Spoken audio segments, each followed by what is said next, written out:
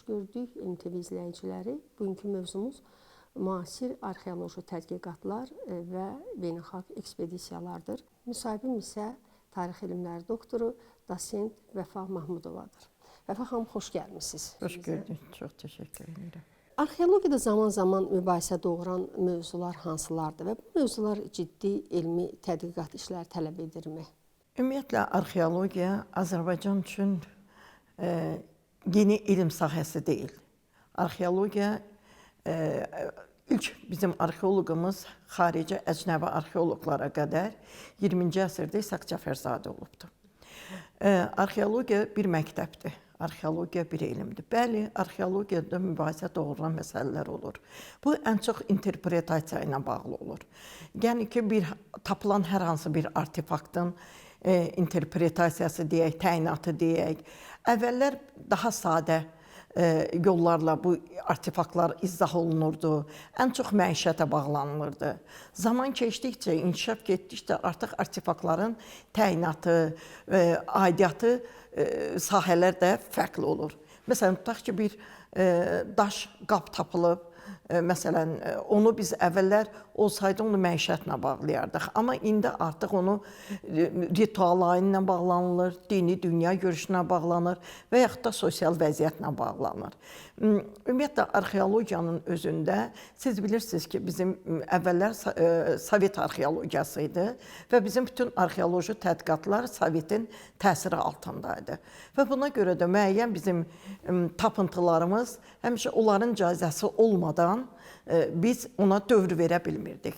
Məsələn, adicə bir şey deyək, Osman Həbibullayev Azərbaycanın ən məşhur arxeoloji abidəsi olan Kültəpə abidəsini aşkara çıxardanda onun A və B kimi qiymətləndirdi və həmin dövrü A dövrünü neolit dövrünə aid etdi. Ancaq buna imkan verilmədi, icazə verilmədi və ona görə məcburi olaraq həmən təbəqənin hamısı eneolit, bugün biz onu xalkalit adlandırırıq, Mistaş dövrü ilə əlaqələndirildi. Mübahisə doğrulan məsələlər ən çox mənşəyi, mədəniyyətlərin gəlmə və ya lokal mədəniyyət olması ilə bağlı olur və bizim mübahisələrimiz öz kolleqalarımızdan arxeologiyanın, bizim elmimizin, tariximizin həmişə inkişafına xidmət edir. Bəli, bəzən elə mübahisələr olur ki, bu beynəlxalq arxeoloji fikirlər də üst-üstə düşmür. Məsələn, təsirlər məsələsi var. Bəzən bizə bu günə qədər həmişə bizim mədəniyyətlərin, Azərbaycanda formalaşan bütün mədəniyyətlərin gəlmə mədəniyyətlər olduğu gəlmə mədəniyyətlər kimi izah olunurdu. Bugün isə artıq biz onların çoxunun gəlmə yox, lokal, yerli mədəniyyətlər, yerli ənənələr əsasında formalaşan mədəniyyətlər olduğunu sübut edə bilirik. Arxeologiya həm ictimai elmlərə, həm də humanitar elmlərə aid edilir. Bəzən isə bu yanaşmalarda tarix və coğrafiya elmləri sahələri ilə əlaqələndirilir. Sizcə arxeologiya ayrıca bir elmdir, yoxsa tarixin bir qoludur? Təbii ki, arxeologiya ayrıca bir elmdir. Bəli, biz bu tarixə aiddir. Tarixin ən qədim yazılı mədəniyyətə qədər olan dövrlərini öyrənirik, maddi mədəniyyət qalıqları əsasında. Ancaq mənim nöqteyi nəzərimcə arxeologiya bugün xüsusilə yeni bu inkişafla, konsepsiyalarla, yeni təyinat, tədqiqat üsulları ilə baxanda arxeologiya artıq müstəqil bir elm sahəsidir. Sırf arxeoloq hazırlanan məktəblərin, ixtisaslarının olması bugün çox vacibdir tariximizin, qədim tariximizin öyrənilməsi üçün. Məsələn, bu və yaxud da ki, məsələn, coğrafiya ilə. Bugün bizdə Azərbaycanda, Azərbaycanın tarixi coğrafiyası ilə məşğul olan bizim mütəxəssislərimiz yoxdur. Bunun özü də arxeologiyanın, arxeologiya inkişafının, arxeologiya elminin inkişafına mane ola biləcək səbəblərdəndir. Nə mənada? Bilirsiniz, Azərbaycanın tarixi coğrafiyası, əhalinin coğrafiyasını öyrənən bir sahədir. Hazırki dövrümüzdə, müasir dövrümüzdə etnogeniz məsələlərin, millətlərin, xalqların etnik kökü, miqrasiyası, məskunlaşması söhbətləri ilə əlaqədar olaraq əhalinin tarixi coğrafiyasının tədqiqi çox mühüm amildir. çox mühüm amildir. Və bunu öyrənmək üçün bizdə qədim dilləri, qədim mixi yazıları, Alban dilini öyrənən mütəxəssislərə ehtiyacımız var. Bu mənada arxeologiya Azərbaycanın tarixi coğrafiyası olmadan, coğrafiya tarix elmləri olmadan sərbəst şəkildə inkişaf edə bilməz. Bu mənada bunlar bir-biri ilə əlaqəlidir. Ancaq sırf tədqiqat nöqteyi nəzərindən arxeologiya özü müstəqil bir elmdir. Müasir arxeologiyada yeni texnikalardan, texnologiyalardan istifadə olunurmu? Yəni həm analizlər üçün və yaxud da dron çəkilişləri üçün? Bəli, bu gün bizim bütün ekspedisiyalarımız, mən özüm hal-hazırda Cəlilabad rayonunun Cəfərxanlı kəndində Paşatəpə abidəsində ilk qazıntıları aparıram. Abidə İdeal Nərmanov və Fərman Mahmudov tərəfindən aşkar olunmuşdu geçmişinci illərdə və 2022-ci ildən başlayaraq mütəmadi olaraq biz orada qazıntılar aparırıq. Bu qazıntıların bütün nəticələri yeni elmi metodlarda tədqiq olunur. Bura həm bizim radiokarbon analizlərdir, mikroskopik analizlərdir, kimyəvi mineraloji analizlərimizdir, eyni zamanda dron çəkilişlərimizdir. Ancaq bugünün ən mühüm yeniliyi DNT analizlərinin, DNA analizlərinin aparılmasıdır. Bu analizlərin aparılması ilə biz əvvəllər ancaq təxminlər, nəzəriyyələr əsasında fikir yürüdürdük ki, buradan bura getib, əhali bu bölgədən bu bölgəyə köçüb. Ancaq artıq bu DNA analizlərinin aparılması əhalinin həm genetik köklərini öyrənir, həm onların köçürmə, hansı yoldan, hardan köçürülməsini öyrənir. Həm də ki, bu analizlər təkcə insan sümükləri və yaxud da heyvan sümükləri üzərində aparılmır. Bu analizlər həm də daş və ya saxsı məmulatları üzərində də aparılır. Bu saxsı məmulatları üzərində, daş məmulatları üzərində aparılan analizlər insanların nə ilə qidalandığını, dövrdə hansı qida məhsullarının olduğunu, hansı bitkilərlə, hansı heyvan ətləri ilə qidalandıqlarını göstərir ki, bu özü də çox böyük, çox müsbət bir addımdır. Çünki bu artıq irəliyə doğru bir addımdır. Bizim özümüzün bayaq dediyim kimi etnik köklərimizi, hardan hara köçdüyümüzü və yaxud da ki, qohumluq genlərimizin hardan gəldiyini öyrənmək üçün çox müsbət nəticə verir. Bugün bizdə üçlü formatda bizim çəkilişlərimiz olur. Məsələn, bizim institutun bir institut olaraq Azərbaycan Milli Elmlər Akademiyasının Arxeologiya və Antropologiya İnstitutu müxtəlif beynəlxalq universitetlərlə, beynəlxalq təşkilatlarla müqavilələr bağlayırıq. Biz o mənada yeni elmi tədqiqatlarda onlar cəlb olunur.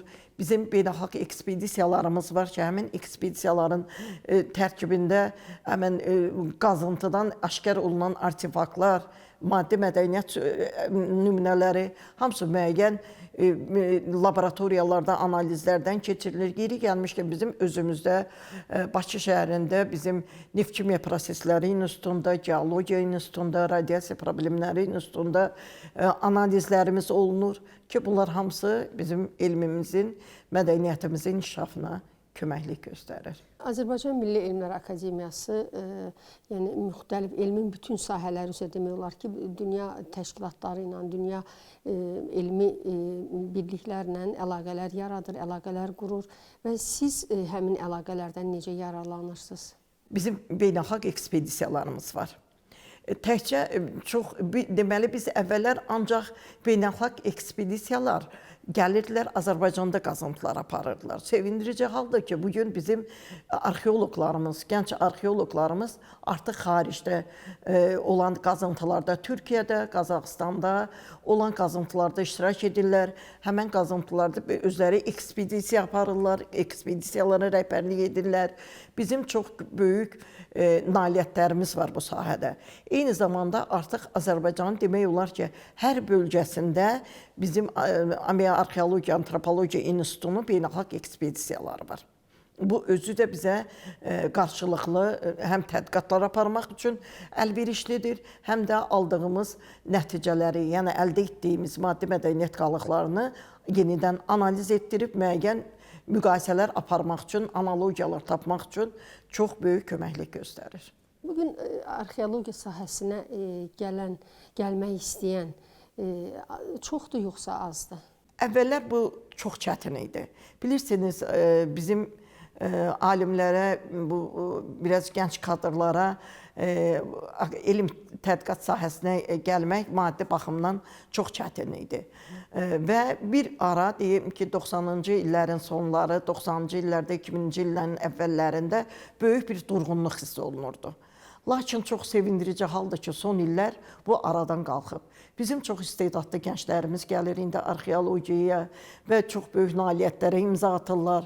İndi hal-hazırda bizim institutun gənc kadrları demək olar ki, böyük nailiyyətlərlə tanınırlar. Həm qazıntıda iştirak edirlər və sevindirici halıdır ki, bir aralar bizdə arxeologiyada gələn kadrların əksəriyyəti nəzəriyyə ilə məşğul olurdu. Və bu biraz təəssüf hissi doğururdu. Çünki düzdür, Sovet dönəmində belə bir termin var idi, kabinet arxeoloqu. Onlar ancaq arxeologiyanın nəzəri məsələlərini tədqiq edirlər. Ancaq hal-hazırda bizim praktik arxeoloqlar nəsli yetişir və praktik arxeoloqlarımız da çöldə işləyirlər. Bunlar qazıntıda iştirak edirlər, həm deməli qəbr abidələrinin təyinatında iştirak edirlər, mağaralarda, çöllərdə. Arxeoloq işi çox çətindir. Arxeoloq olmaq böyük zəhmət tələb edir, fədakarlıq tələb edir. Mən elə bilirəm ki, bu sənəti sevib, bu sənətə gələn insanlar ancaq bu sənətin, bu elmin, bu vətənin tarixinin vurğunu olmalıdır ki, onlar soyuğa, istiyə baxmırlar. Məsələn, hal-hazırda bizim gənclərimiz, ekspedisiyalarımız var, Qarabağda işləyirlər, Azərbaycanın müxtəlif bölgələrində işləyirlər, yağışa qara baxmırlar. Yayın istisində, mən işlədiyim bölgədə Cəlilabadda yayda temperatur 38-45 dərəcə arasındadır. Məsələn, bizə həmişə deyirlər ki, siz bu istidə niyə işləyirsiniz, niyə gəlirsiniz? Düzdür, biz tezdən çıxırıq, saat 4-də çıxırıq.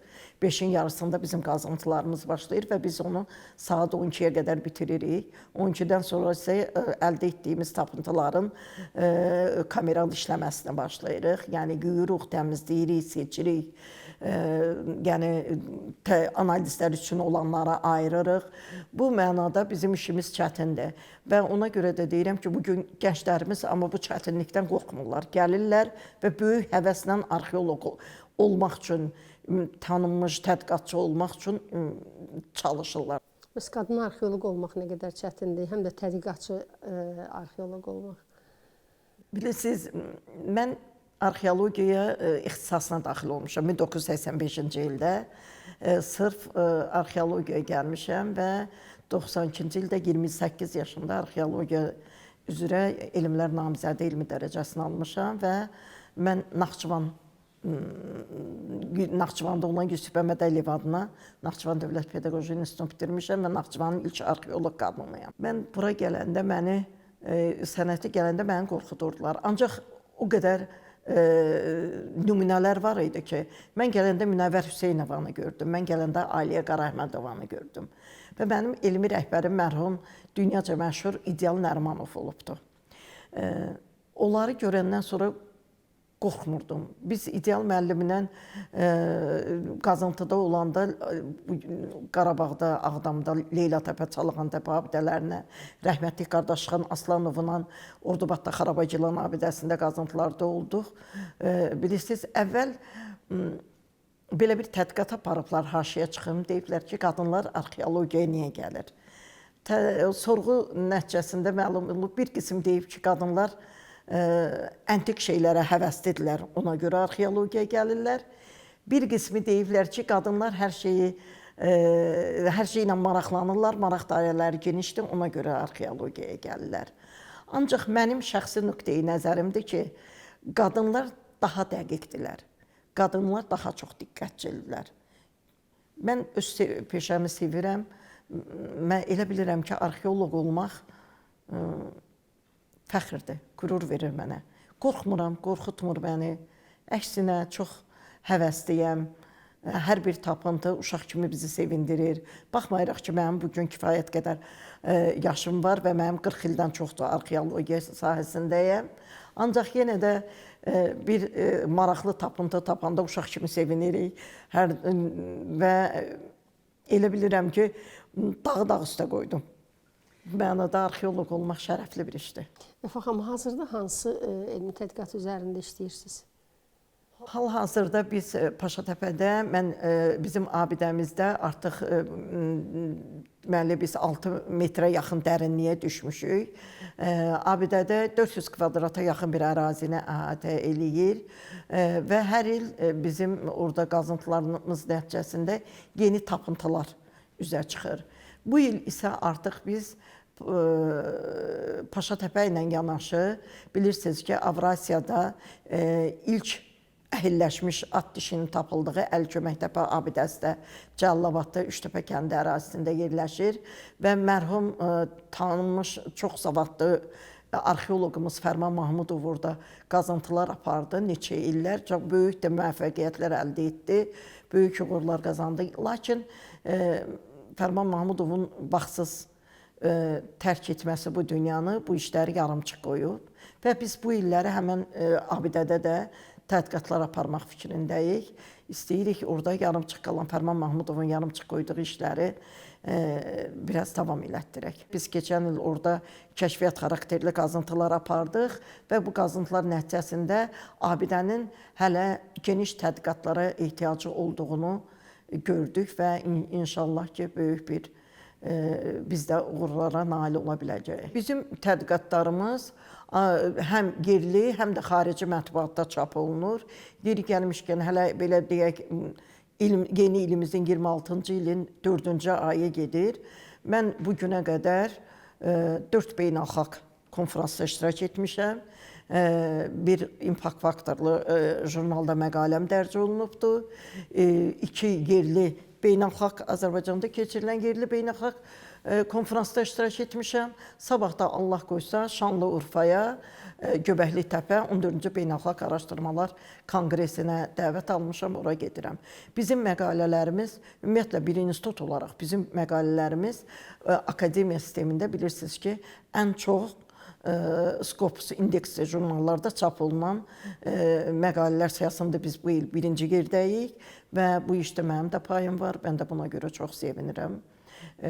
Bizim təkcə mənim yox, institutumuzun bütün əməkdaşlarının beynəlxalq jurnallarda, impact faktorlu jurnallarda məqalələr dərc olunur. Yeri gəlmişkən bizim çox gözəl kitablarımız nəşr olunubdur bu il.